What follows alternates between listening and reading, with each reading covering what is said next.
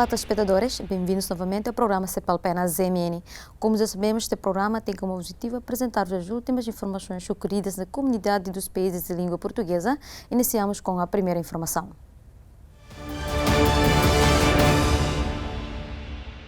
O governo aconselha os cidadãos timorenses no estrangeiro a não regressarem ao país para evitar uma eventual propagação da Covid-19. O ministro dos Negócios Estrangeiros e Cooperação, Dionísio Babo, falava esta terça-feira à margem da cerimônia de entrega da credencial ao novo embaixador japonês, Kinefuchi Masami, no Palácio Presidencial. O ministro pediu, na ocasião, aos timorenses que ficassem nos países onde agora residem. Garantiu ainda que o governo está a ultimar os últimos detalhes para serem disponibilizados meios para os apoiar.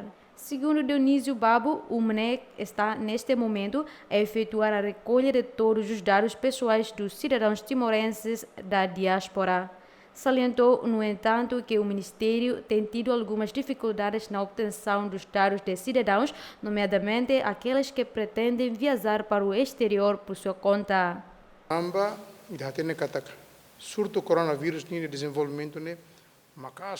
Em virtude da rápida propagação do Covid-19 por todo o mundo, em nome do governo, peço a todos os timorenses que residem no estrangeiro que fiquem em casa e não tentem regressar a Timor-Leste.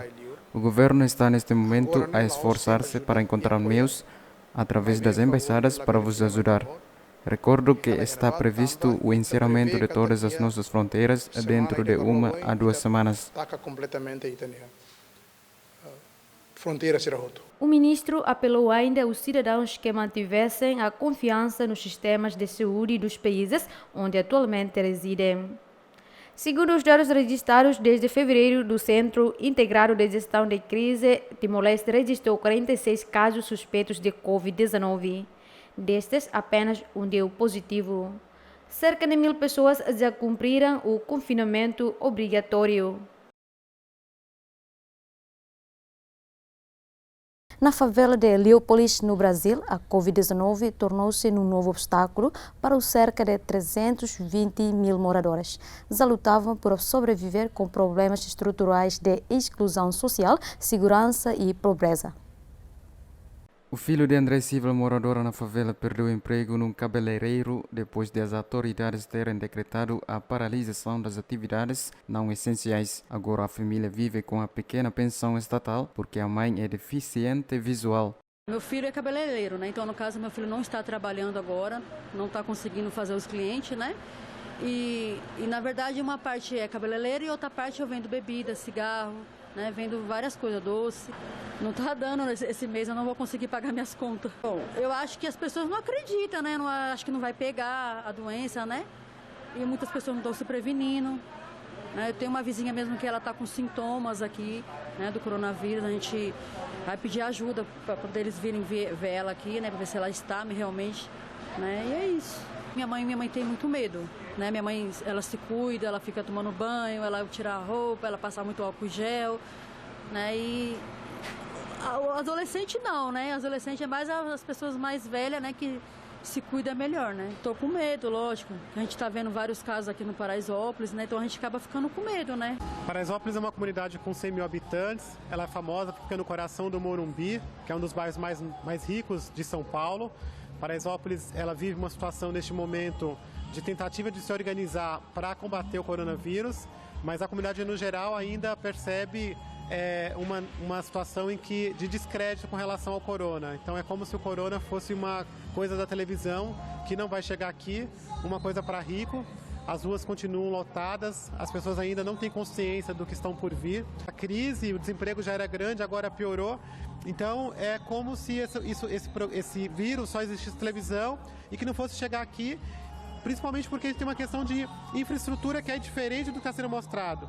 Então a gente percebe um Brasil, um Brasil que consegue fazer home office e consegue ter álcool gel, e um outro Brasil que falta água, que está morando em cima do córrego, que está passando fome e que vai sofrer mais nesse desafio. As iniciativas que estão acontecendo aqui em Paraisópolis, elas são da própria mobilização da sociedade, da comunidade para ajudar.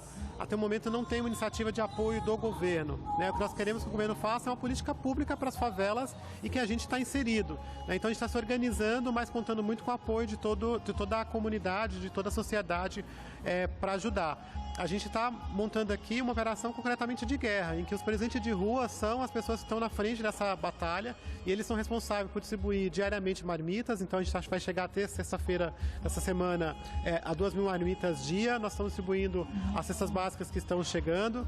Nós também estamos montando um hospital de campanha, como podemos dizer assim, que é um espaço de acolhimento para 1.000 pessoas.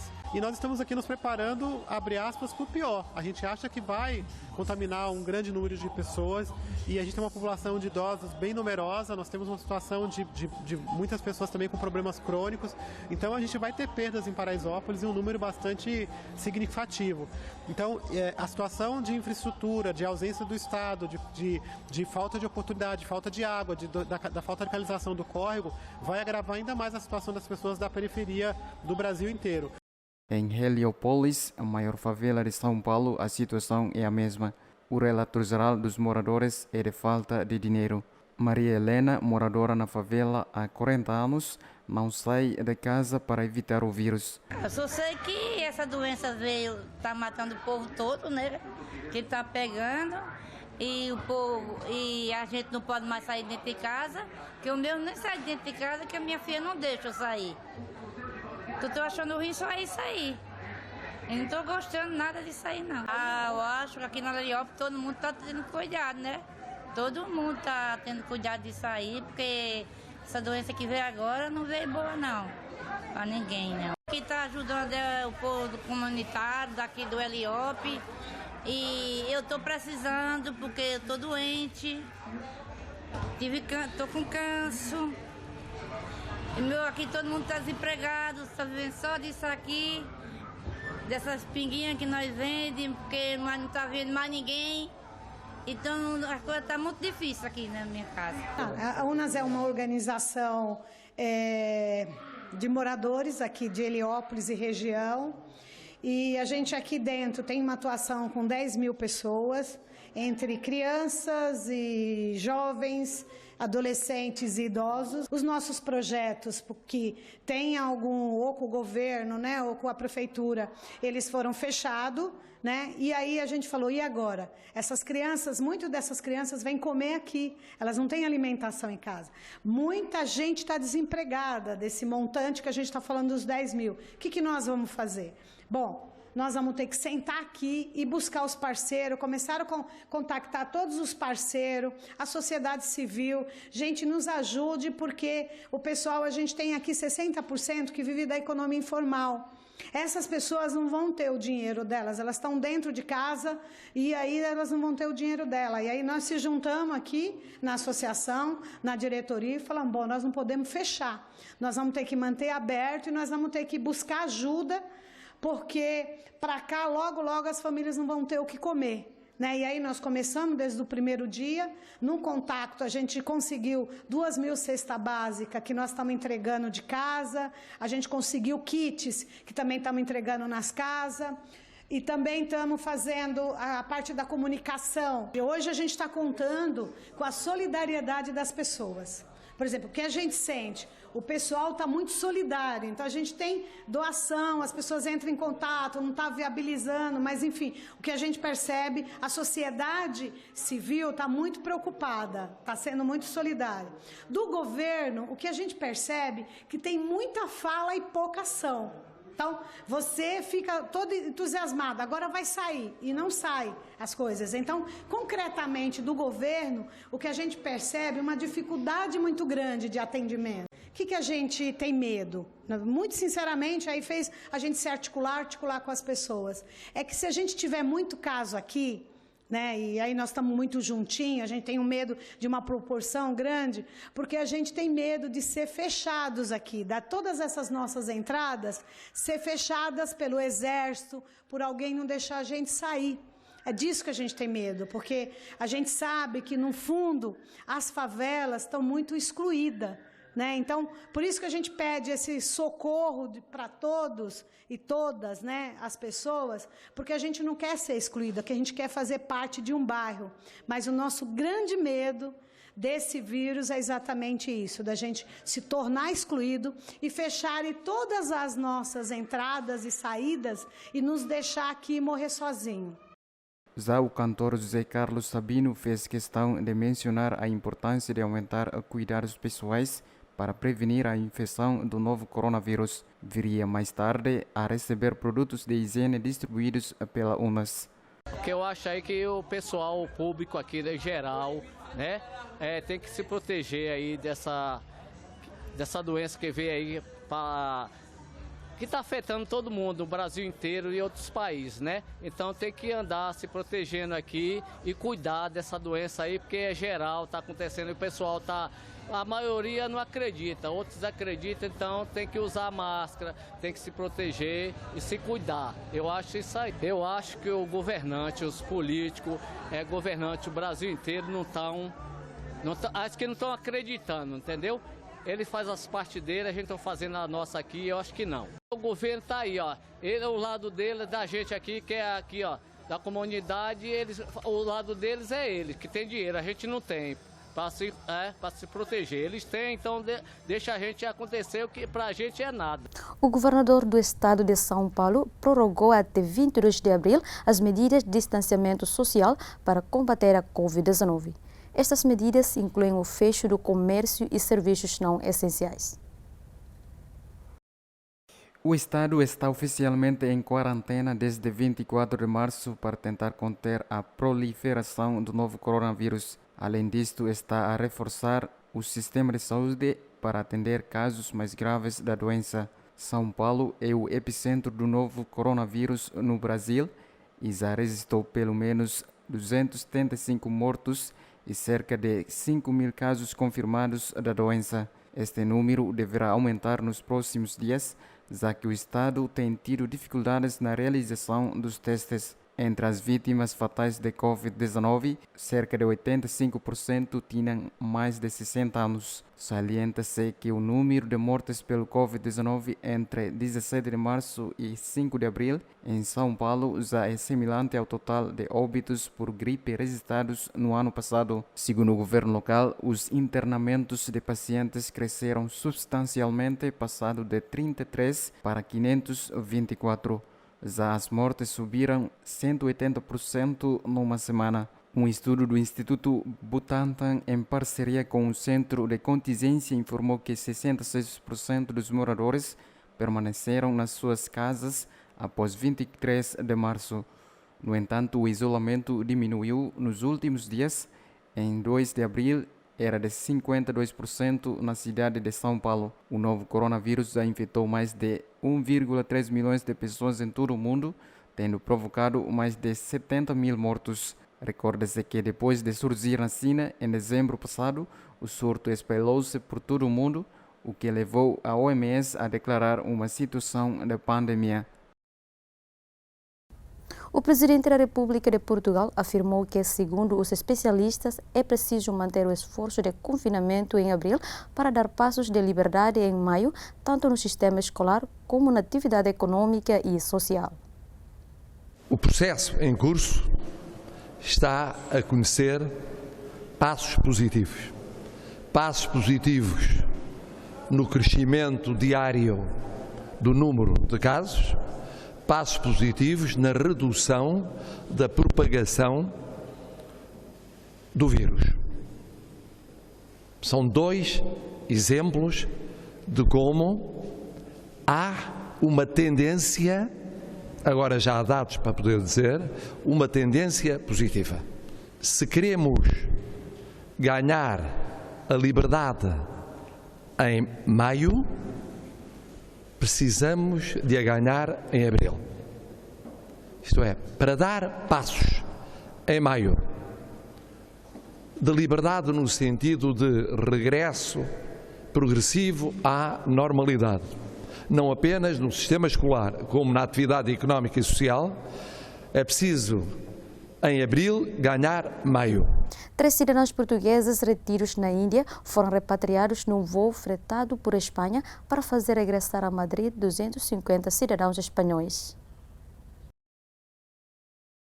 Segundo o embaixador espanhol em Nova Delhi, o avião transporta cerca de 300 pessoas. Cerca de 10% são cidadãos da União Europeia não espanhóis.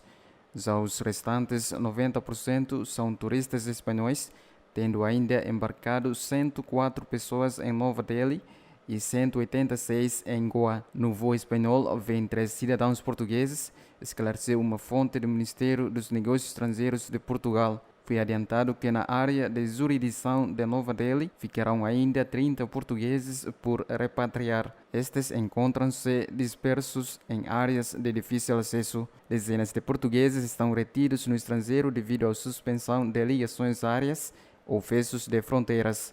Serão, pois, repatriados ao abrigo de operações realizadas no quadro da União Europeia, que reembolsa os custos deste tipo de voos até 75%. O ministro dos Negócios Estrangeiros português Augusto Santos Silva afirmou que dezenas de portugueses estão a ser repatriados através de 200 voos já realizados. Portugal liderou uma das operações para repatriar portugueses e outros europeus de Lima. Antônio Costa espera às 5 horas um autocarro na Baixa de Maputo. Além do medo de perder o trabalho devido ao atraso, receia pela sua saúde numa fila onde as pessoas desrespeitam o distanciamento recomendado para evitar a Covid-19. O estado de emergência em Moçambique obrigou os operadores de furgões e autocarros a levarem apenas 1/3 da lotação, o que levou alguns privados a pararem com as atividades por alegados prejuízos. O problema já existente de transportes na capital moçambicana acabou assim por agravar-se, provocando esperas de 5 horas e filas onde não se respeita o distanciamento social recomendado para evitar a Covid-19. Está sendo um caos e o sistema não foi bem montado, porque pelo que parece, existem muitos transportadores que não estão a pôr os seus veículos a transportarem os passageiros. As pessoas estão coladas umas à outra. Uma só pessoa é contaminada, todo mundo aqui fica contaminado. Então o Estado está a cometer o maior pecado nisto. O número das pessoas na estrada está muito mal. Está cheio de pessoas, levamos pessoas sentadas nos autocarros. As paragens andam cheias. E nas paragens não há organização, as pessoas não ficam na bisca, deixam uma pessoa impor, eles querem entrar todos ao mesmo tempo, mas não é possível. Além de recearem pela saúde, os moçambicanos têm medo de perder o trabalho devido aos atrasos de horas nos transportes e queixam-se do governo por não ter criado condições para que pudessem respeitar a quarentena. O governo diz que fica em casa. Ficar em casa tudo bem, mas se as pessoas não têm mantimento, como é que vão ficar em casa? Quando a gente quer dar educação, primeiro temos que dar alimento, depois é que vamos à educação. Ainda as pessoas vão nos serviços pelo fato do governo não ter criado condições ainda para as pessoas estarem de quarentena nas suas casas, o que obriga muita gente a ter que recorrer aos seus locais de trabalho para poder manter o pão em casa. Não muito longe da Baixa de Maputo, o mercado Chiclene continua cheio de vida, com aglomerações de comerciantes informais em cada esquina. Além das tímidas medidas de prevenção que passam pela lavagem das mãos e limpeza dos autocarros, há quem se tente precaver como pode. O país registra 10 casos oficiais de infecção pelo novo coronavírus, um dos quais já recuperado. Não há ainda registro de mortos.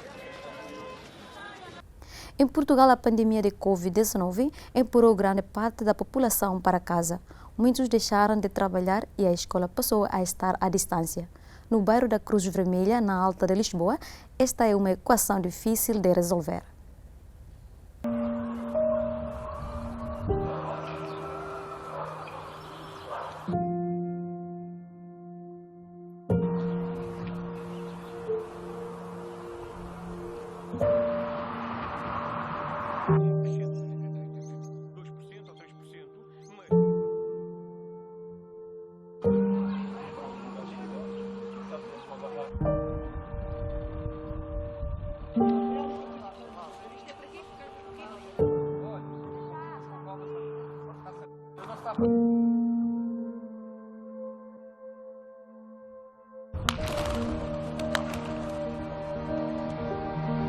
Minha filha adora a escola.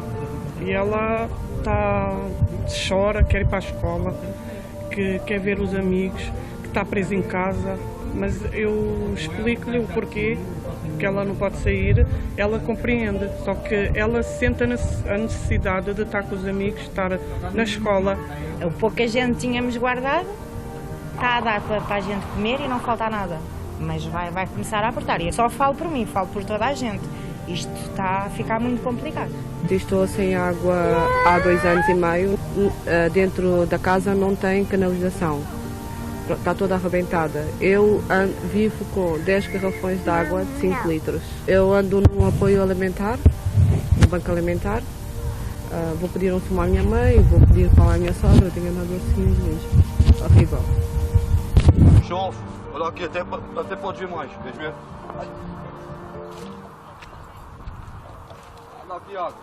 Eu, dos Santos, 25 anos, já estou desde os 11 na rua também. Só que eu vim para o meu bairro porque é a minha casa, é o meu lar, um gajo está habituado a corte, vejo as pessoas que um gajo gosta no dia a dia, que ajudam-me o que podem também. As pessoas aqui no bairro praticamente lavam uma roupa, tratam das minhas coisas, tipo, ajudam-me a comer, o que sobra, até para o cão e tudo, tem-me ajudado. E também já te foi proposto ir para algum abrigo?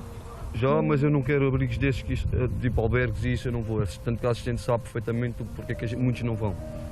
E porquê que é? É ficar aqui mesmo com estas condições? Porque assim, é muita gente lá e é mais fácil de transmitir doenças lá dentro do que aqui. Aqui ainda consigo me manter mais ou menos coisas. Está bem que aqui também posso apanhar uma doença qualquer, mas prefiro estar aqui do que estar lá. As pessoas já tomaram o rumo certo de que naqueles dias certos, naquelas horas certas, que há de estar aqui algum representante da Associação de Moradores para lhes fazer a entrega dos seus alimentos, do pão e por aí fora. Aquilo que nos é dado de boa vontade, nós automaticamente reportamos também e damos também às pessoas mais carenciadas. Na segunda-feira conseguimos atingir um objetivo de 120, 130 e poucas pessoas, onde se houvesse mais teríamos distribuído.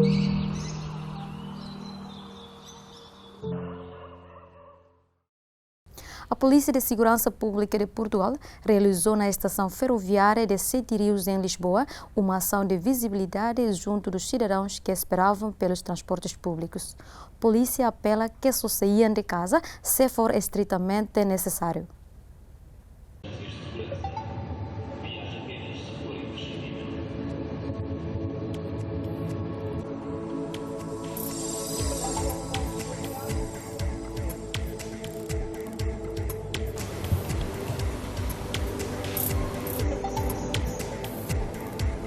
Nós estamos a fazer uma ação essencialmente pedagógica e também verificar se as pessoas estão a cumprir com o confinamento obrigatório, principalmente as pessoas de risco, as pessoas com mais de 70 anos, pessoas que têm doenças crónicas e que tenham uma justificação plausível para saírem de casa, para não permanecerem em casa. Olha, eu acho certo, eu acho correto, porque todos nós temos que nos prevenir. Então, quer dizer, se a gente se prevenir, a doença vai embora mais rápido. Se as pessoas continuarem na rua, vai demorar muito mais. É isso a minha opinião. Eu acho bem, porque quem não está a trabalhar não tem nada que sair. Acho bem. Eu também, se eu não estava a trabalhar, eu estava em casa. É bom porque nós temos consciência de não prejudicar uns aos outros. Porque essa doença, na verdade, ela é muito, muito, muito forte. E a gente tem que ter consciência de não infectar uns aos outros, nem a mim, nem a ela, nem a vocês. E todas as pessoas. Nós devemos se manter em casa por isto. Os conselhos que nós podemos transmitir às pessoas é que colaborem connosco e sejam também eles polícias de si próprios. Nós todos temos um polícia 24 horas connosco, que é a nossa consciência. E se seguirmos e olharmos para a nossa consciência, aquilo que vamos fazer é ficar em casa. Sendo obrigados a sair de casa, o distanciamento físico é muito importante. Em Portugal, cerca de 700 viaturas já tinham sido fiscalizadas, das quais 20 foram encaminhadas para Alcântara por não apresentarem motivos válidos para circular. A Polícia de Segurança Pública realizou uma nova ação de sensibilização e fiscalização rodoviária à entrada da ponte 25 de abril. A medida visa garantir que as restrições impostas pelo estado de emergência sejam cumpridas. Pouco antes das 15, já se começava a formar uma longa fila de viaturas motivada pelo corte de 2 das 3 vias de trânsito. A PSP interpelou todos os automobilistas sobre os motivos que os levavam a circular na estrada.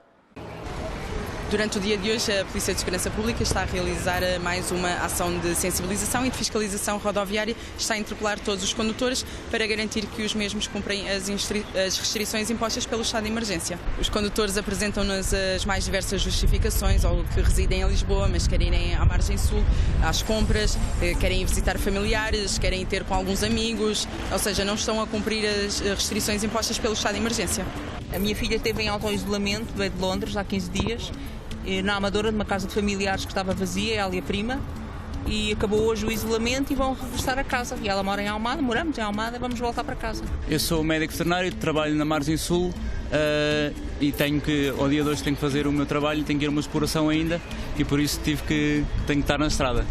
Vim trabalhar e agora volto para casa.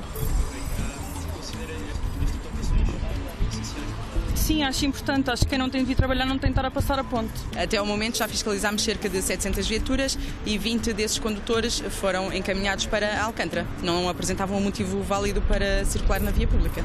Durante este fim de semana e durante a próxima semana, a Polícia de Segurança Pública irá realizar diversas operações de sensibilização e de fiscalização rodoviária. E iremos continuar a interpelar todos os condutores e saber o motivo que os leva a circularem na via pública. Entre o dia 9 e o dia 13 de abril, iremos intensificar essas ações de fiscalização para saber se realmente todos estão a cumprir com as medidas impostas neste momento. No combate ao novo coronavírus, há um exército especial de crianças guerreiras a lutar há 3 semanas em casa para conseguir brincar com os pais aos leigos, matar saudades dos amigos por videochamadas, andar de bicicleta no quintal, tocar piano ou comer gelados à sobremesa. Brincar é preciso em tempos de coronavírus. Nisto concordam crianças, pais e psicólogos, numa altura em que o isolamento pode ser particularmente prejudicial para crianças em pleno processo de aprendizagem sobre o que é isto de socializar. Ao teletrabalho dos pais junta-se a telediversão dos filhos e colegas de escola. Eu jogo no telemóvel, vejo televisão, faço desenhos e vou para o jardim brincar, quando está bom tempo. Antes das férias da Páscoa começarem, eu tive 2 reuniões por Zoom com os meus amigos e com a minha professora. Tivemos todos a ver-nos e eu depois, quando acabava, passado meia hora, já tinha saudades. Eu gostava mais que toda a gente estivesse a brincar comigo no meu quarto.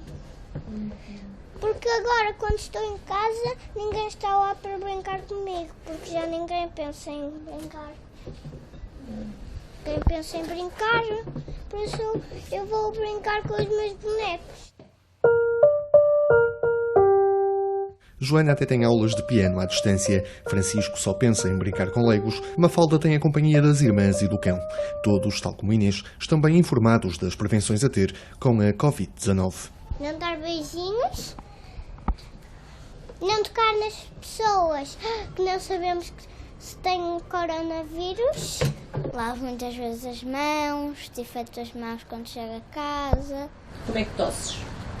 Para o cotovelo. Chego lá, abro a água, passo as mãos por água, fecho, ponho o sabonete, lavo as mãos, depois volto a abrir a água, passo as mãos por água, fecho a água e limpo as mãos. E contas mais ou menos quanto tempo? Contas até 10, até 20? Normalmente é cantar os parabéns 2 vezes. Para os pais, o isolamento é todo um exercício de divisão de tarefas, mas há também espaço para o orgulho nos filhos. Aquilo que eu sinto mais falta nele é não poder estar com os amigos e socializar e ir para a escola. É isso que eu noto. A minha está a levar isto de uma forma muito tranquila. Incomoda mais não poder estar com os avós e com os amigos, mas ela gosta de estar em casa. E depois temos feito mais atividades com ela, por isso ela gosta, não é? Tem 2 momentos por dia em que fala por videochamada com os amigos.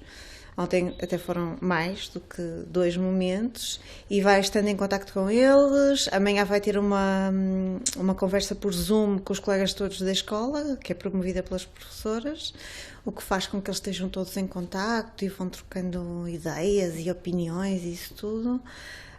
Nós começamos agora a ler os livros da Mafaldinha, que ela está a gostar imenso, estamos a ler em grupo, em família.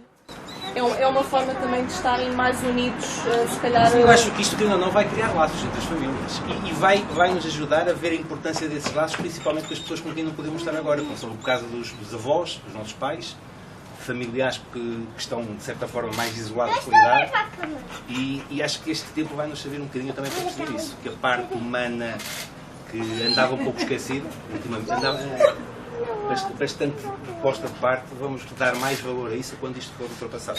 Já tive momentos de desespero no sentido de ter que ajudar e ter que fazer várias tarefas, não é? Porque no fundo acaba por ser todos os funcionários de uma escola não só, não é?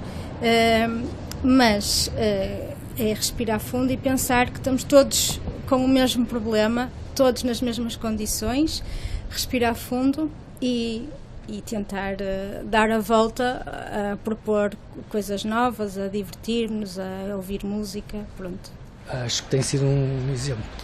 Especialistas recordam que é necessário, em tempos de isolamento, manter as rotinas em casa e não descurar a atividade física. A existência de algumas rotinas pode ser facilitadora, quer da promoção de maior autonomia, que terá que ser considerada de acordo com as idades das crianças. Crianças com 3 anos e 4 ou 5 têm menor nível de autonomia que crianças com mais idade e até da pré-adolescência ou adolescentes, mas de qualquer forma é importante fomentar e apoiar essa autonomia, o que acaba por libertar todos para um desempenho mais tranquilo, na medida em que são capazes de estar por si a desenvolver algum tipo de atividade. Eu julgo que as crianças são, como já disse, resilientes. Por outro lado, é importante manter algum tipo de atividade de características diferentes, mais relaxantes ao fim do dia, que as crianças estão mais cansadas, adultos também, crianças, alguma atividade motora que também é importante que as crianças tenham de acordo com as características das famílias, dos espaços, etc. Mas é possível ter alguma criatividade nesse sentido, mas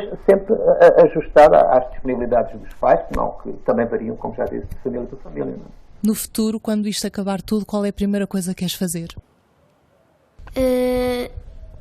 Não sei, sair de casa e ir a qualquer sítio.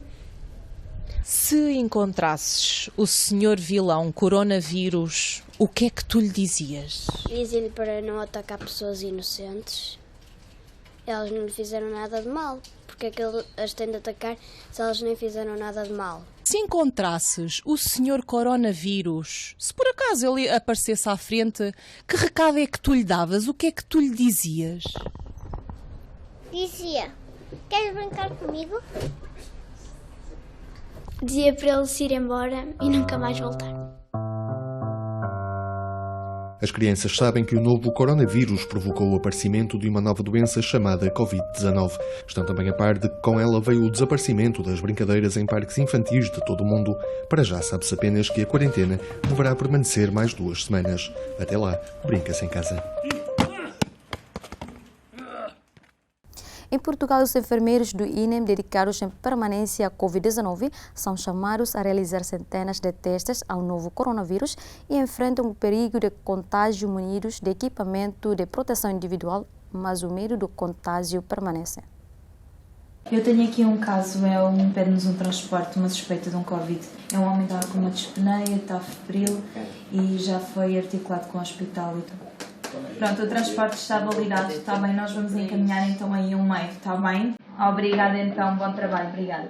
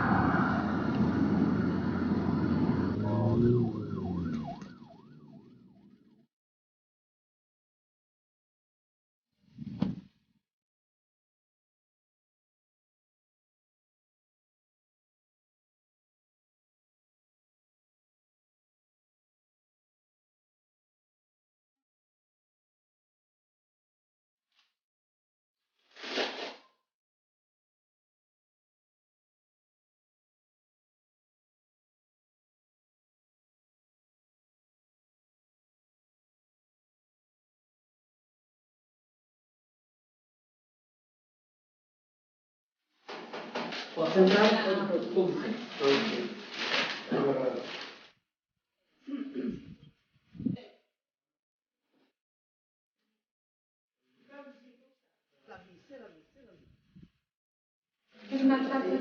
Data de nascimento 1/1/93.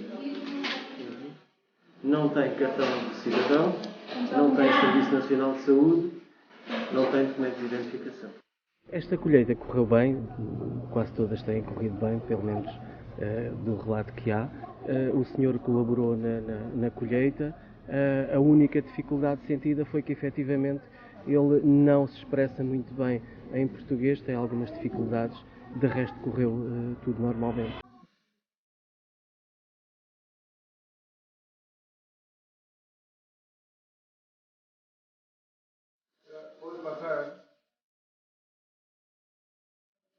Depois, quando saímos, temos o processo então um pouco, talvez mais complicado, que é o processo de retirada do equipamento, em que, passo a passo, temos que ir cumprindo, portanto, com o protocolo. O colega que está, porque somos sempre dois, vai ditando o passo seguinte. Não, mais de cima, isso. E é dessa forma que as coisas são feitas, com muita desinfecção das mãos pelo meio.